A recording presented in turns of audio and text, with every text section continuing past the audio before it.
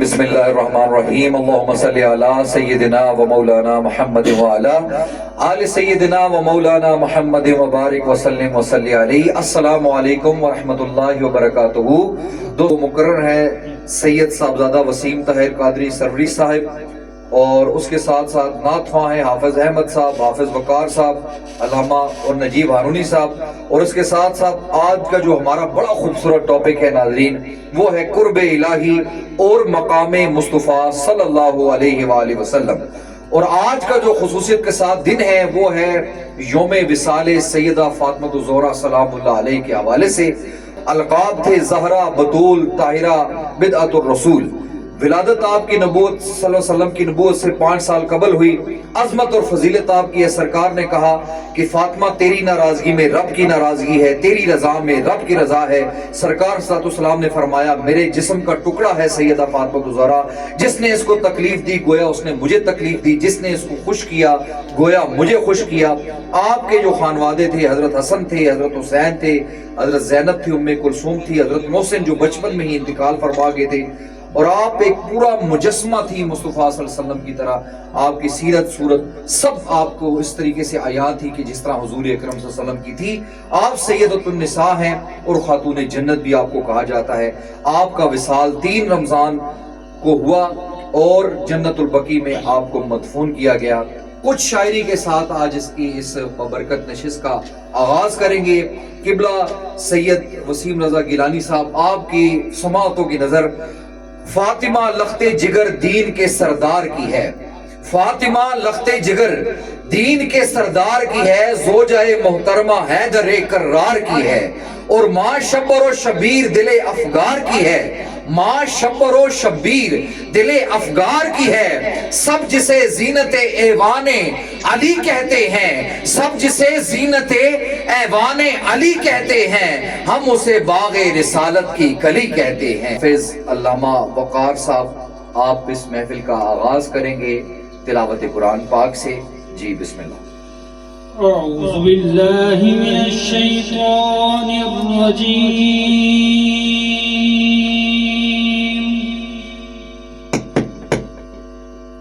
بسم اللہ الرحمن الرحیم.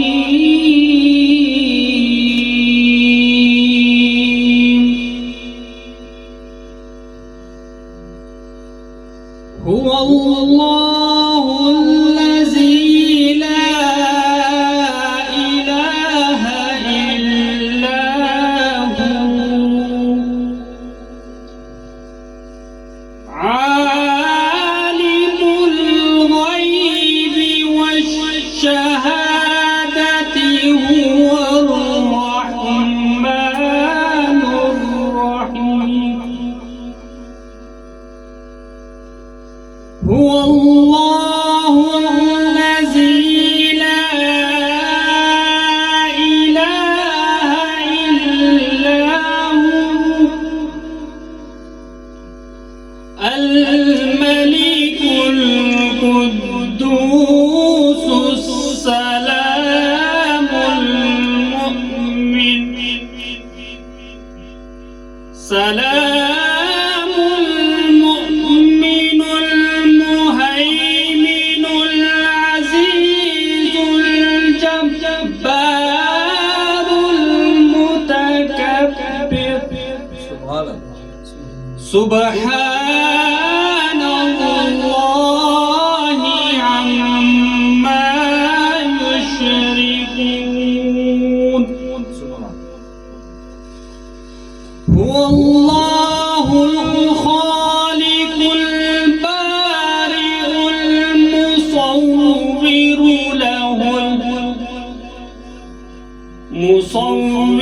له الاسماء الحسنى. يسبح له ما في السماوات والأرض وهو العزيز الحكيم. صدق اللہ العظیم.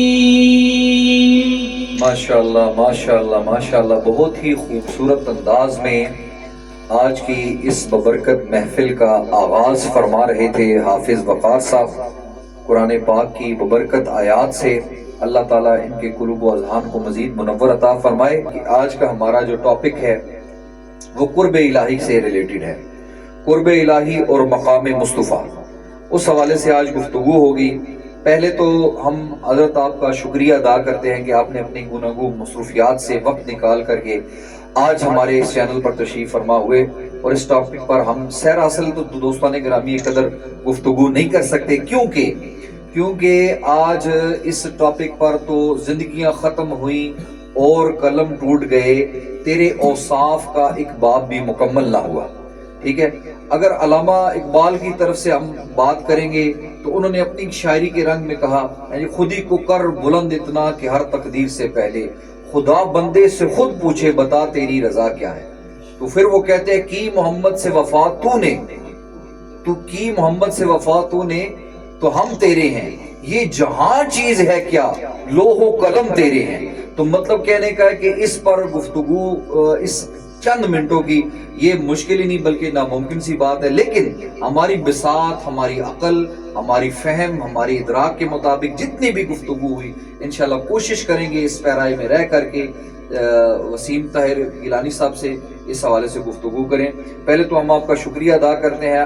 میں نہایت مشکور ہوں جناب جابر صاحب کا کہ جنہوں نے یہ خوبصورت پروگرام مرتب کیا، اور آپ کی ٹیم کا کہ انہوں نے ایک عرفہ و اعلیٰ موضوع کو چنا جس پہ کافی سارے لوگ چاہتے ہیں کہ ہمیں کوئی پتہ چلے، تو اس سلسلے میں انہوں نے خوبصورت محفل کا انعقاد کیا، یہ مبارکباد کے مستحق ہے۔ تو جو مضمون انہوں نے چنا ہے وہ ایک بہت بڑا مضمون ہے، حضور کی شان کون بیان کر سکتا ہے، اور قرب الہی، اللہ کا قرب حاصل کرنے والے زبان سے تو ان کی بات ہو نہیں سکتی، یہ پریکٹیکل ہے، گفتار سے پتہ نہیں چلتا کہ ہم کو قرب حاصل ہے یا نہیں ہے، یہ پریکٹیکل بات ہے۔ جب آپ اس پہ چلتے ہیں، یہ راستہ جدا ہے، یہ علم میں بھی ہے اور علم باطنی علم کے ساتھ بھی اس کا تعلق ہے۔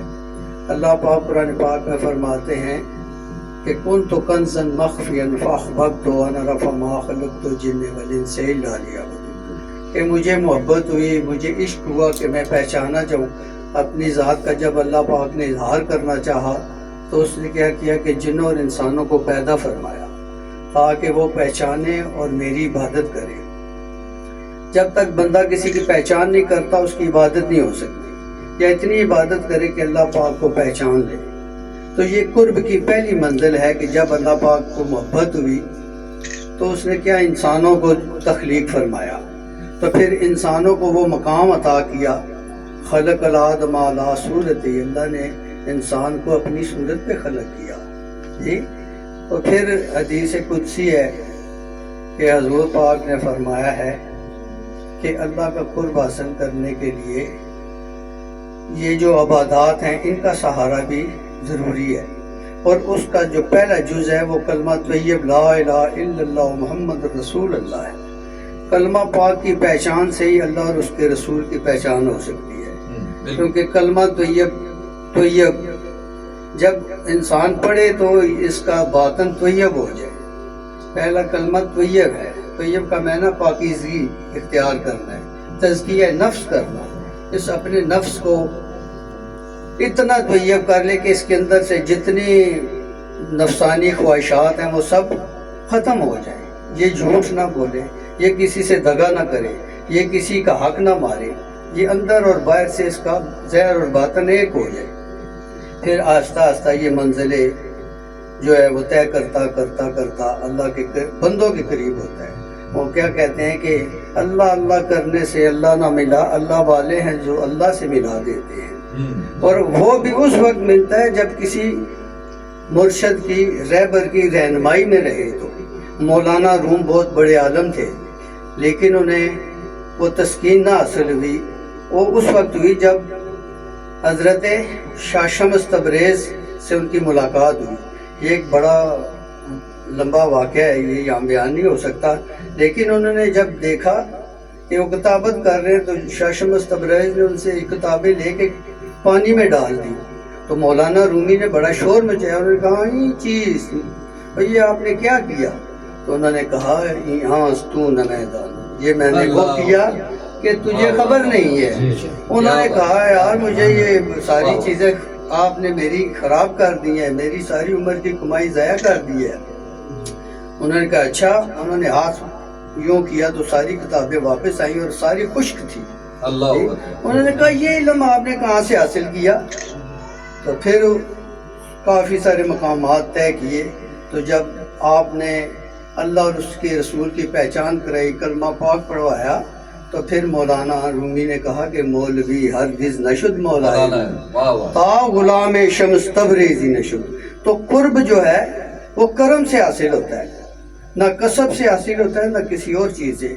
हज़रत पीर मेहर अली शाह साहब कितने बड़े आलिम थे, लेकिन आपको भी मुर्शद की ज़रूरत पड़ी।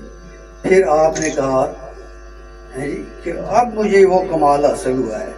तो ये अज़ली रूहें होती हैं जो अपने वक्त पे अपने पेशवा से मिलती हैं और फिर उन्हें अल्लाह पाक की तरफ से ये मकाम हासिल होते हैं। ये बहुत बड़े करम की बात है, ये मालिक के एक फजल की बात है। अपनी नज़र से देखते तो ऐन कुफ्र था, तेरी नज़र से तेरी नज़र देखते रहे। अल्लाह को देखना क्या बात है, क्या बात, बड़ा ख़ास मकाम है जी। जी। ये हज़रत सुल्तान साहब फरमाते हैं कि मुर्शद दा दीदार है बहु सन रख करोड़ा जाम। मुर्शद के बगैर ये रास्ता तय नहीं होता, ये बड़ा पुरखतर रास्ता है। रहबर के बगैर हम इस पे चलना बड़ा मुश्किल है हमारा। अच्छा किबला शाह साहब, बड़ी जबरदस्त आपने गुफ्तगू फरमाई और इस हवाले से आपने बड़ी सैर असल और तसव्वुफ में रहते हुए बड़ी प्यारी गुफ्तगू फरमाई। अब असल में मामला ये है कि लोग ये समझते हैं कि इबादत के जरिए अल्लाह का कुर्ब हासिल किया जा सकता है।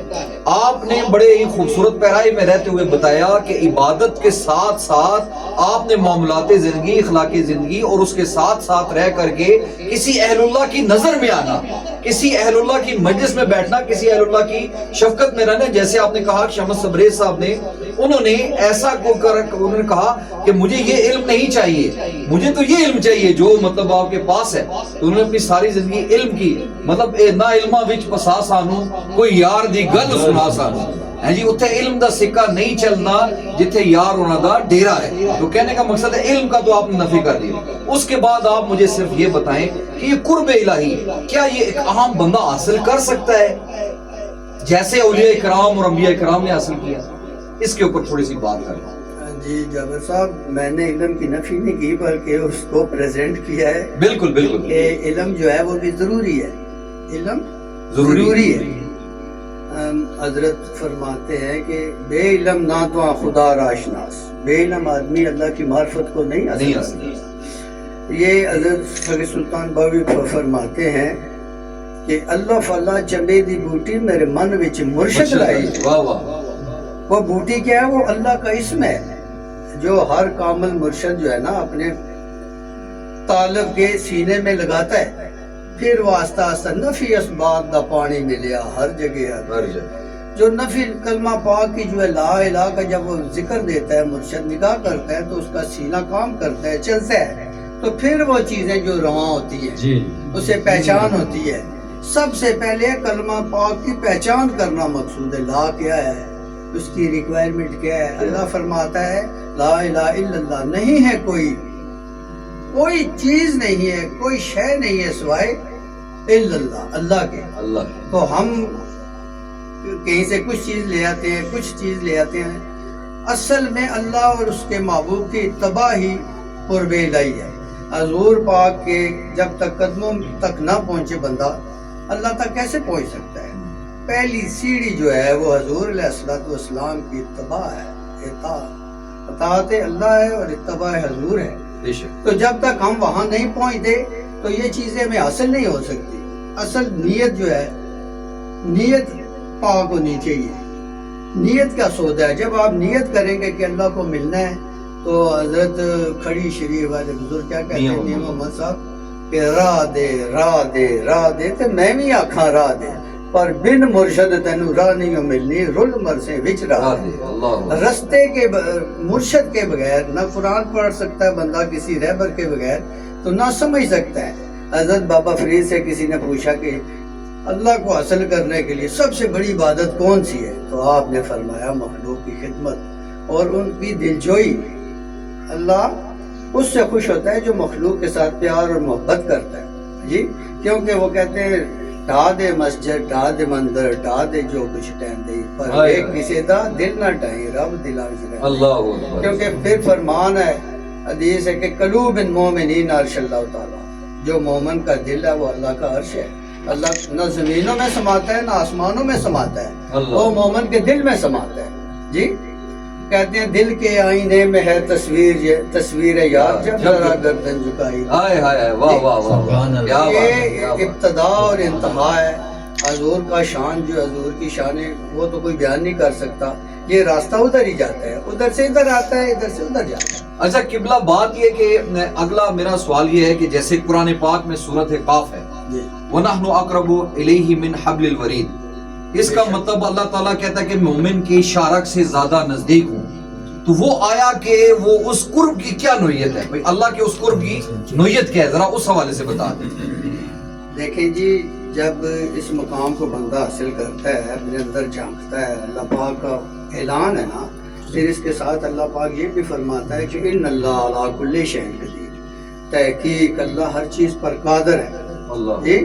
تو جب اللہ کو ہم اپنے اندر تصور کریں کہ اللہ پاک کہتا ہے کہ نحن اقرب الیہ من حبل الورید ہے، بندے میں تیری شہرت سے زیادہ قریب ہوں. پھر فرماتا ہے فی انفسکم افلا تبصرون، اللہ، میں تمہارے سانسوں کے اندر موجود ہوں، کیا تو مجھے دیکھتا نہیں؟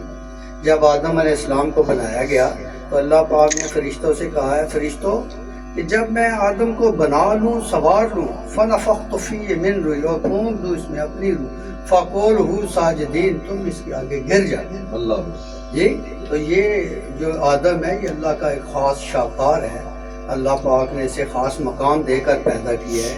اور پھر اللہ پاک فرماتا ہے وَهُوَ مَعَكُمْ أَيْنَمَا كُنْتُمْ، تم جہاں بھی ہو میں تمہارے ساتھ ہوں. جی، جب یہ تصور انسان کا پک جائے تو نہ یہ برائی کر سکتا ہے، نہ کسی کو برا کہہ سکتا ہے، نہ کسی کی بےزتی کر سکتا ہے، نہ کسی کا حق مار سکتا ہے. یہ کچھ نہیں کر سکتا. یہ اخلاق کے دائرے میں رہ کے ہر ایک کی عزت کرے گا. تو اس لیے اللہ پاک فرماتے ہیں قرآن میں کہ فَأَيْنَمَا تُوَلُّوا فَثَمَّ وَجْهُ اللَّهِ، تم جس طرف بھی دیکھو مالک کی جلوہ ہے. اللہ. تو یہ چیزیں جو ہے نا ساری قرآن پاک سے ریلیٹڈ ہیں. تصوف کوئی قرآن اور سنت سے باہر نہیں ہے، یہ بالکل اس کے اندر اور شامل ہے ہر چیزیں. جتنے اولیاء اللہ نے اللہ کو یاد کیا تو قرآن پاک کی تلاوت کی، اللہ کا ذکر اذکار کیا تو پھر یہ مقام ملا ہے. کوئی ایسا تو نہیں کہ بغیر اس چیز کے کوئی اللہ تک پہنچ سکتا ہے، لیکن پہلی سیڑھی جو ہے وہ مرشد کامل ہے. اللہ. مرشد کے بغیر یہ رستہ طے نہیں ہوتا جی، تو نہ کو کر سکتا. اچھا قبلہ، یہ کیا انسان کے اوپر جو مشکلات وغیرہ آتی ہیں، مطلب اس کے اوپر آزمائشیں آتی ہیں، تو وہ بھی کیا اللہ کے قرب کا ذریعہ بنتی ہیں انسان کے لیے، ایک عام بندے مومن کے لیے؟ پہلے تو میں آپ سے یہ گزارش کروں کہ سرکار دو عالم سے ایک صحابی تھے، انہوں نے کہا سرکار مجھے آپ سے عشق ہو گیا، پیار ہو گیا. تو سرکار نے فرمایا پھر سختیاں برداشت کرنے کے لیے تیار ہو. اللہ جی، اس کی کیا وجہ ہے؟ اس کا جواب حضرت نظام الدین اولیاء رحمۃ اللہ علیہ نے دیا کہ وہ کہتے ہیں کہ ایک بندہ آیا، وہ اس کا اعلان تھا کہ میں اللہ سے محبت کرتا ہوں. تو ایک دن اس طرح ہوا کہ وہ جب آیا نا تو بیٹھا تو کسی نے اطلاع دی کہ تمہارا گھر جل گیا ہے. تو لوگ وہ بڑے حیران ہوئے ساتھ بیٹھنے والے، دیکھو ابھی تو اس نے کہا میں اللہ سے محبت کرتا ہوں، ساتھ ہی اس کا یہ ہو گیا. اور باہر نکلا نا تو اس کو جناب ہاتھی نے ٹکر ماری تو اس کے جسم کے دو حصے ہو گئے. تو ایک بندہ تھا، اس نے اسے وعدہ کیا تھا یار اگر تو پہلے فوت ہو گیا تو مجھے بتانا کہ وہاں کیا ہوا تیرے ساتھ. جی. تو اس کا جو دوست تھا اس نے جناب رات کو دعا کی کہ اللہ بتا مجھے ان کا کیا ہوا ہے. تو دیکھتے ہیں کہ وہ بڑے خاص مقام پہ بیٹھے ہوئے ہیں. ٹھیک، انہوں نے جب دیکھا تو آ کے نظام الدین اولیاء سے کہتے ہیں یہ مسئلہ ہے. تو وہ آپ نے فرمایا یہ تم نے بالکل ٹھیک دیکھا ہے. اللہ پاک دیکھتا ہے کہ مجھ سے کوئی ایسا کم ظرف بندہ تو نہیں محبت کر رہا. وہ یہ چیز چیک کرتا ہے، دیکھتا ہے، اس لیے حوصلہ پکا ہونا چاہیے جو اللہ اور اس کے رسول سے محبت کا دعویٰ کرتے ہیں. یہ معمولی بات نہیں ہے، یہ بڑے کرم کی بات ہے، یہ سرکار کی نگاہ کرم کی بات ہے جو اس راستے پہ چلتے ہیں. واہ واہ ماشاءاللہ، بڑے ہی زبردست انداز میں. میں کہتا ہوں قبلہ آپ نے جو ہے نا سمندر کو کوزے کے اندر بند کر دیا اور نہایت مختصر وقت میں قرب الہی ایک اتنا ناظرین اتنا بڑا چیپٹر ہے، اتنا بڑا ٹاپک ہے کہ اس پر مطلب اگر ہم راتوں گفتگو کریں اور احادیث کی روشنی میں، قرآن کی روشنی میں، تصوف کی روشنی میں، شریعت کی روشنی میں اگر گفتگو کریں تو بہت زیادہ وقت درکار ہے. لیکن ہماری اس رمضان ٹرانسمیشن کا نشست جو تھی اس کا وقت ہمیں وہ اجازت نہیں دے رہا. لیکن ہم اپنے آج کی نشست میں جو ٹاپک 2 ہم نے رکھے تھے، الگ الگ ٹاپک ہے لیکن ٹاپک یہی ہے کہ اللہ تعالیٰ قرآن پاک میں کہتا ہے جس نے میری پیروی کی اس نے سرکار صلی اللہ علیہ وسلم کی پیروی کی، اور جس نے سرکار کی پیروی کی اس نے گویا میری پیروی کی. تو ہم نے ان دونوں ٹاپکس کو اکٹھا کر دیا اور ساتھ اب قبلہ شاہ صاحب ہم آتے ہیں اپنے مقام مصطفیٰ صلی اللہ علیہ وسلم کے اوپر، کیونکہ وہ ایک انسان، تو ناظرین آپ دیکھیں کہ وہ انسان کی عقل وہ اس کو احاطہ نہیں کر سکتی کہ مقام مصطفیٰ صلی اللہ علیہ وسلم کیا ہے. وہ انسان کی عقل سے وراء الورا ہے. ٹھیک ہے، تو وہ جس طرح احمد رضا خان فاضل بریلوی رحمۃ اللہ علیہ نے فرمایا تھا کہ یہ ایک جان کیا ہے اگر ہوں کروڑوں، تیرے نام پر سب کو وارا کروں میں. یعنی کہ جتنا بھی علم ہے، کتابیں ہیں، ساری اگر کھنگا لی جائے تو صرف بچتا ہے کیا؟ مقام مصطفیٰ صلی اللہ علیہ وسلم. اب ہم اس طرف آتے ہیں شاہ صاحب کہ اللہ نے حضور اکرم صلی اللہ علیہ وسلم کو تمام انبیاء پر کس اعتبار سے فضیلت عطا فرمائی؟ سرکار دو عالم نے فرمایا ہے، جابر میں تمہیں خاص بات نہ بتاؤں؟ اور فرمایا یا رسول اللہ فرمائیں. تو آپ نے فرمایا کہ اللہ نے اپنے نور سے سب سے پہلے تیرے نبی کے نور کو جدا کیا ہے، اللہ، اور پھر تیرے نبی کے نور سے تمام کائنات کو خلق کیا ہے. تو یہ سارا نور جو ہے یہ حضور پاک کا نور ہے، سرکار دو عالم کا نور ہے. اس سے بڑی اور کیا بات ہے؟ سرکار فرماتے ہیں کہ میں اس وقت بھی نبی تھا جب آدم پانی اور مٹی کے درمیان تھے، تو میں اس وقت بھی نبی تھا، کچھ بھی نہیں تھا. ایک اور مجھے واقعہ یاد آ گیا کہ ایک دفعہ حضرت جبرائیل امین آئے تو بی بی پاک تشریف فرما دی، تو داخل ہوئے تو انہوں نے کہا آپ کون ہے؟ تو آپ نے فرمایا چاچا، میں آپ کو چاچا کہہ سکتی ہوں؟ تو جبرائیل امین کہتے نہیں، مجھے آتا ہے کہا کریں. تو انہوں نے کہا یہ تو میں ابو سے پوچھ کے آپ سے بات کروں گی. کچھ عرصہ بعد سرکار بی بی فاطمہ علیہ السلام نے فرمایا ابو ایک شخص آیا تھا، انہوں نے مجھے کہا کہ میں نے کہا کون ہے؟ تو انہوں نے کہا مجھے اب تایا کہہ سکتے ہیں. تو انہوں نے فرمایا یہ جبرائیل تھے. تو کیا میں نے تایا کہہ سکتی ہوں؟ آپ نے فرمایا وہ جب آئیں تو میری بات کرانا، مجھے یاد کرانا. سرکار کو تو سب پتہ ہے، لیکن جب ایک دفعہ جبرائیل امین آئے تو سرکار دو عالم نے فرمایا ہے جبرائیل جب تجھے اللہ نے پیدا کیا تو تو نے کیا دیکھا؟ تو انہوں نے فرمایا یا رسول اللہ میں نے قطب کی طرف ایک ستارہ دیکھا، اس کے اوپر ایک نور تھا، اس نور کے اندر میں نے ایک بت دیکھا ہے. تو سرکار نے فرمایا پتہ ہے وہ بت کیا تھا؟ وہ میں تھا، اور اس کے اوپر جو تاج تھا وہ علی تھے، اور جو میرے کانوں میں درے تھے وہ حسن اور حسین تھے، اور جو میرے گلے میں گانی تھی وہ میری پاک بی بی تھی. جی تو انہوں نے فرمایا کہ آپ تو میرے بچوں سے بھی چھوٹے ہیں، تو آپ کہتے ہیں میں تایا ہوں. تو شان محمدی کیا ہے؟ وہاں تک کون پہنچ سکتا ہے؟ پھر ایک اور روایت ہے کہ جب جبرائیل امین آ کے تو سرکار کو پیغام دیتے تھے تو آپ نے فرمایا کبھی اوپر بھی گئے ہو جہاں سے پیغام لاتے ہوں؟ کہا جب وہاں تک تو میرے پر جل جاتے ہیں یا رسول اللہ. تو آپ نے فرمایا وہاں بھی جا کے دیکھنا. سرکار امامہ شریف پہن رہے تھے، جب وہاں جا کے دیکھا تو ادھر بھی ہے سرکار ہی امامہ پہن رہے تھے. اللہ اور حضور کا جو معاملہ ہے وہاں تک ہماری رسائی نہیں ہے.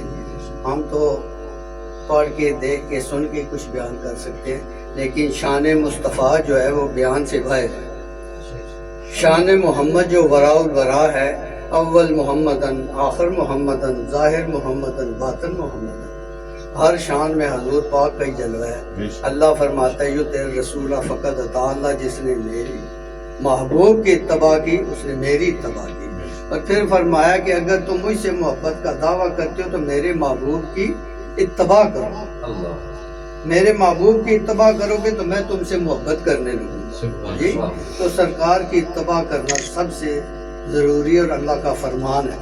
تو اس مقام کو کون چھو سکتا ہے جی. رخ مصطفیٰ ہے وہ آئینہ، ایسا دوسرا کوئی آئینہ، نہ خیال بزم جہاں میں ہے، نہ دکان آئینہ ساز میں. وہ دانہ سنبل ختم الرسل مولا کل، غبار راہ کو بخشا فروغ وادی. اللہ سرکار کی شان تو ورا الورا ہے. ہم جیسے عاجز مسکین کہاں کچھ لب کشائی کر سکتے ہیں جی.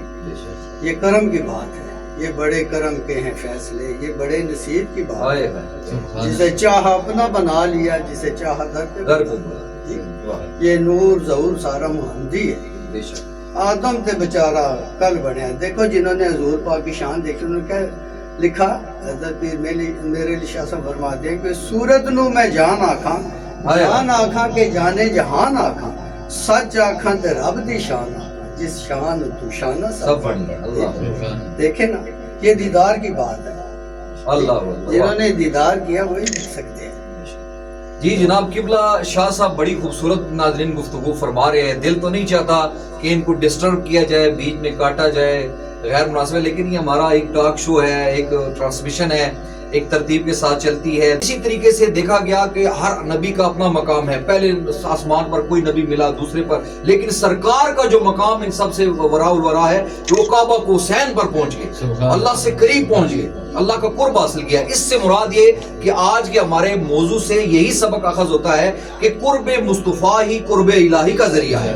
اور آج میں اگلا سوال قبلہ آپ سے کروں گا اور ہم پروگرام کے اختتام کی طرف جا رہے ہیں کہ حضور کی شفاعت کا تو تصور ہے قرآن پاک میں، حدیث میں، اور مقام محمود ہے. اس پر تھوڑا سا بتا دیں کیونکہ یہ بھی اسپیسیفک کرتا ہے آپ کو دوسرے انبیاء کرام سے، کیونکہ قیامت کے دن ہر نبی، ہر جو امتی ہے اپنے نبیوں کے پاس جائے گا اور وہ کہیں گے اذهبوا الی غیری، کہ آج جاؤ کسی اور کا دروازہ دیکھو. اور حدیث میں آتا ہے کہ حضور اکرم صلی اللہ علیہ وسلم اپنے بازو کو کھول کر کے کھڑے ہوں گے اور وہ یہ کہیں گے کہ آج آ جاؤ، گناہگاروں کی بخشش میں ہی کروں گا. یعنی کہ اللہ تعالیٰ حضور اکرم صلی اللہ علیہ وسلم کو مقام محمود پر فائز کریں گے. اور اسی طریقے سے تمام انبیاء سے آپ کا ایک کردار، آپ کا ایک معیار، آپ کی ایک پوزیشن الگ سے ہے. تو اس پر تھوڑا سا مقام محمود پر بتا دے دوستوں کو، اور شفاعت مصطفیٰ صلی اللہ علیہ وسلم کا تصور جو قرآن حدیث میں ہے. دیکھو جی یہ فرمان ہے کہ روز محشر والے دن تمام امتیں جائیں گی سب سے پہلے حضرت آدم علیہ السلام کے پاس. تو وہاں سے جواب آئے گا کہ میں نہیں یہ کام کر سکتا. آپ نوح علیہ السلام کے پاس جائیں. جب نوح علیہ السلام کے پاس جائیں گے تو وہ بھی انکار کر دیں گے. وہ کہیں گے حضرت ابراہیم علیہ السلام کے پاس جائیں. پھر ابراہیم علیہ السلام کے پاس جب جائیں گے تو وہ کہیں گے کہ نہیں میں نہیں سفارش کر سکتا. آپ سارے سرکار دو عالم محمد مصطفیٰ احمد مجتبیٰ صلی اللہ علیہ وسلم کے دربار میں جائیں. تو پھر وہاں جائیں گے تو حضور علیہ السلام 2 دفعہ سفارش کریں گے تو آپ کی امت بخشی جائے گی. پھر دوسری دفعہ پھر بخشی جائے گی. پھر تیسری دفعہ شفاعت فرمائیں گے تو ساری امت کو اپنے ساتھ بہشت میں لے کے جائیں گے. شان محمدی ورا الورا ہے، سنبل ورا ہے جی. انہوں نے ہی بخشش کروانی ہے. آپ نے فرمایا کہ اللہ نے مجھے تمام خزانوں کی چابیاں تجویز کر دی ہے جی. اب جو کچھ کسی نے لینا ہے مجھ سے لے گا. تو اللہ فرماتا ہے کہ میں موتیوں اور محمد قاسم ہے، میں دیتا ہوں، حضور تقسیم کرتے ہیں. تمام خزانے جو ہیں حضور کے پاس ہیں.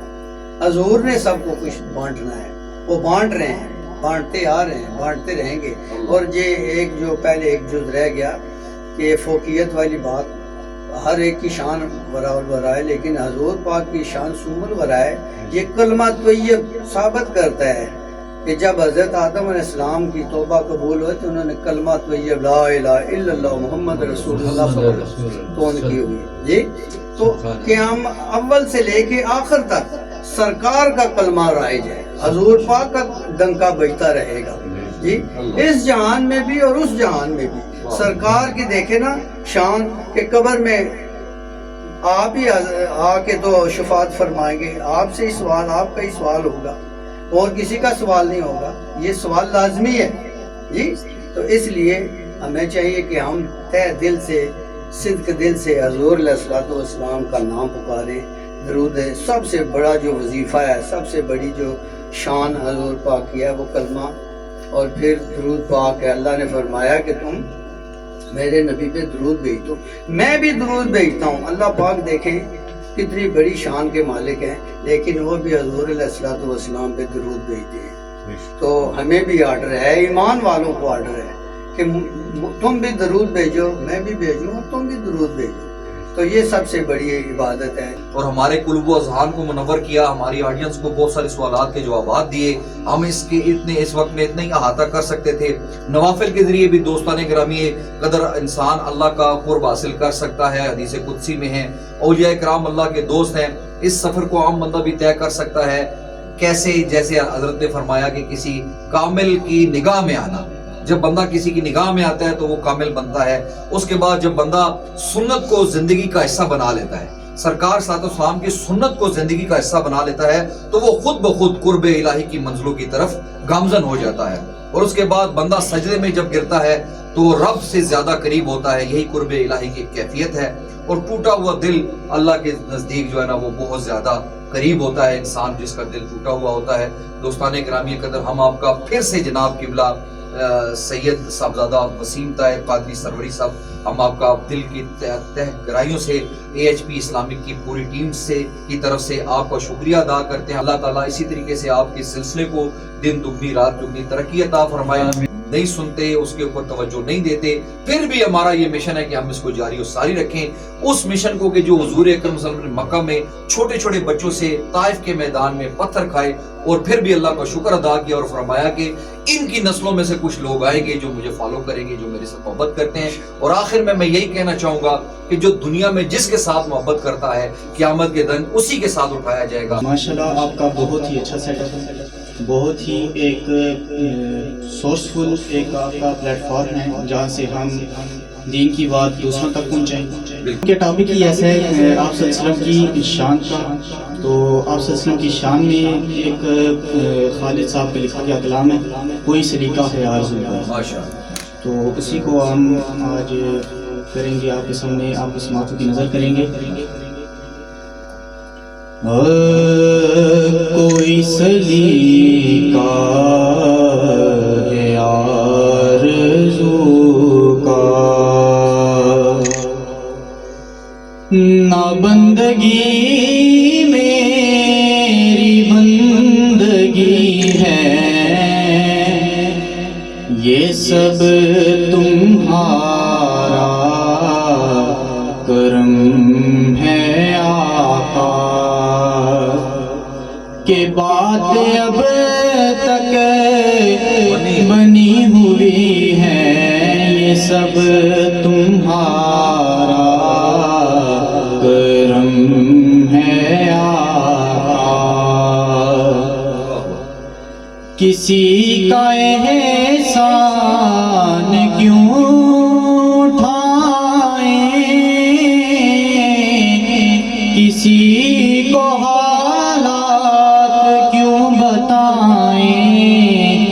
تمہیں سے مانگیں گے تم ہی دو گے, تمہارے در سے ہی لو لگی ہے, یہ سب تمہارا کرم ہے آقا.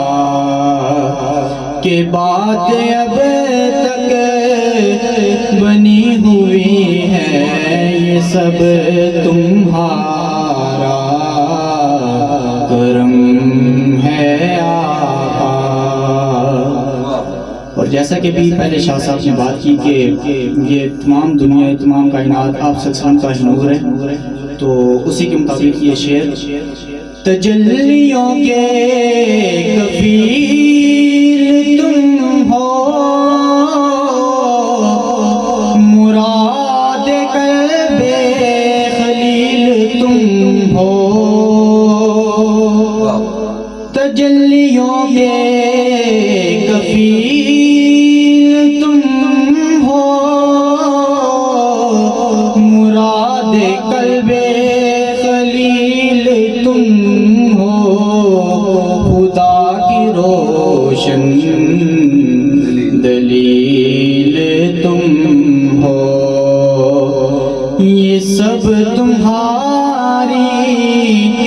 روشنی ہے یہ سب تمہارا کرم ہے آقا، یہ سب تمہارا کرم ہے آقا، کہ بات اب تک بنی ہوئی ہے یہ سب تمہارا کرم ہے آقا۔ اور آخری شعر، عمل کی میرے اساس کیا ہے بجز ندامت کے پاس کیا ہے، عمل کی میرے اساس کیا ہے بجز ندامت کے پاس کیا ہے، رہے سلامت تمہاری نسبت، میرا تو ایک آسرا یہی ہے